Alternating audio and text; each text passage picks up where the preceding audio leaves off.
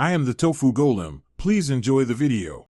You start by preparing and getting the wheel off the vehicle so you can work safely and access the painted surfaces. Once you have gloves and goggles on, slightly loosen the lug nuts while the car is on the ground, then raise the vehicle and support it with jack stands. Remove the wheel and lay it on a drop cloth. Make sure to remove valve caps and wheel weights. This avoids damage and gives you a clean surface to remove paint from. You now remove the old paint either chemically or mechanically depending on coverage and crevices. If you use a paint stripper, apply thin coats, wait the manufacturer's time, then scrape gently with a plastic scraper to avoid gouging metal.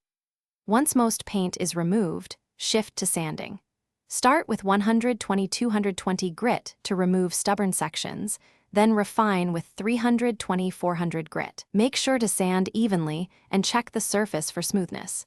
This creates a proper adhesion profile for primer and new coating. You finish by preparing the bare wheel for repainting and reinstalling it correctly. Clean thoroughly with isopropyl alcohol and a tack cloth to remove dust and oils, then apply primer suitable for aluminum or steel. Once primed, mask the tire and valve stem and spray 2 to 3 even coats of paint, allowing proper flash times.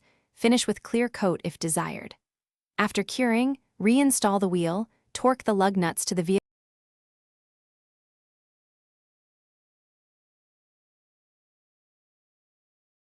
Thanks for watching. Consider subscribing if we helped you today.